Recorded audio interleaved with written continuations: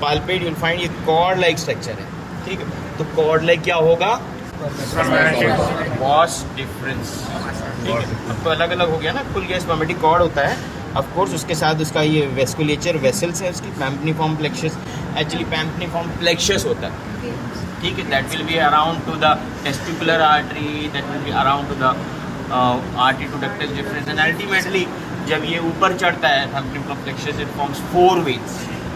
That 4 veins which continues, they form 2 veins join करके, 2 veins से फिर वो एक वेन बनती है testicular vein, right and left side में। Right testicular vein will drain into the inferior vena cava, the left testicular will drain into the left renal vein, ठीक। यहाँ पे 2 इंपॉर्टेंट पॉइंट है। मेन चीज़ ये है कि the venous drainage of the 2 testes, after all it has to reach the inferior vena cava. इधर वाला आकर के राइट साइड वाला तो सीधे इंफीरियर वेना कावा में ड्रेन करेगा, इधर वाला आएगा, as you know it, you have a spine in between, on the right side is the IVC, on the left side is the abdominal aorta. तो कोई भी चीज़ स्पाइन के आगे से क्रॉस नहीं करना पसंद करते हैं एक्चुअली, स्पेशली वेसल्स को अवॉइड करा जाता है। तो instead of crossing the spine and reaching in inferior vena कावा, it simply goes away straight and drains into the left renal vein. Through the left renal vein, the blood is brought back into the inferior vena cava. So when it opens into the left renal vein, it opens at a 90 degrees. One thing very important.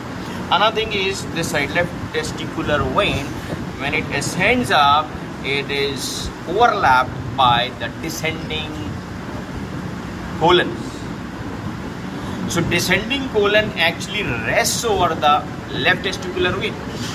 ठीक, ये 2 reasons हैं जो पूछे जाते हैं. The third reason you can add up is that the left testicular vein is longer in length. And the fourth reason you can add up that the left renal vein passes beneath the superior mesenteric artery. That's a fact, but generally what happens that the superior mesenteric artery arises ventrally from the abdominal aorta, but it's generally at a 90 degrees projecting forward. But occasionally when there's less of an angle between the superior mesenteric artery and this abdominal aorta, so the renal vein gets compressed, and that is called renal nutcracker syndrome. The fifth reason is an obvious reason because of the previous 4 reasons that I've mentioned. There is venous pooling of blood due to high pressure from the inferior vena cava or the left renal vein, because you know that these testicular veins, they drain into much larger veins, and the larger the vein, there is more of venous pressure. And there is another factor that plays a role is the gravity. You know, the testes are suspended freely towards the gravity, so this venous blood is pushed back towards the gravity in case of valvular incompetence, right? Especially when we are talking about the left testicular vein, the valve at the junction of left testicular vein and left renal vein. Varicose veins जो होती हैं, varicocele of the scrotum में, left testis will be sagging down, important, ठीक है।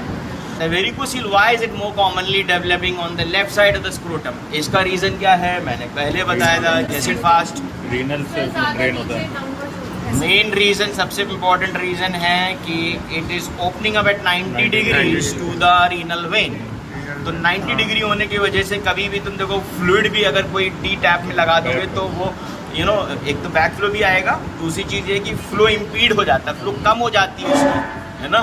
तो जब टकराएगी T and पे तो वो वापस आ जाता है। तो एक तो ये रीज़न है। दूसरा बताया था डिसेंडिंग कोलन पूरा उसी पे रखा हुआ है, दबाता है, ठीक है। What is the reservoir of stools? Body में दिन भर का खाया पिया कहाँ जमा होता है? 1 दिन 2 दिन हो गए, सिग्मॉइड कोलन में जाके जमा होता है। सिग्मॉइड कोलन क्या है? डिसेंडिंग कोलन का कंटिन्यूएशन है। तो सिग्मॉइड कोलन में जमा रहेगा 1 दिन 2 दिन तक अगर नहीं जाता है तो सारा जमा हुआ। And hardening of stool, remember, जैसे जैसे हमारा खाना पीना GIT में प्रॉक्सिमल टू डिस्टल प्रोपेल होता जाएगा, वाटर एब्जॉर्ब होता जाएगा। The more distally you find the stool, the more hardened it is. ठीक, हार्डनिंग ऑफ स्टूल होता है। तो इसका मतलब है असेंडिंग कोलन और डिसेंडिंग कोलन में प्रेशर किसका ज़्यादा पड़ेगा? डिसेंडिंग कोलन का। इधर हार्डन स्टूल्स हैं, राइट? तो इस वजह से भी ये दबता है। ये क्वेश्चन आ चुका है, Rajasthan university of health sciences में क्वेश्चन पूछा था, तो ये सारे रीजन बताए मैंने तुम्हें। चलो अच्छा है, डिसेक्शन के साथ साथ पढ़ते समझते भी रहना चाहिए, कॉन्सेप्ट तभी तैयार होते हैं।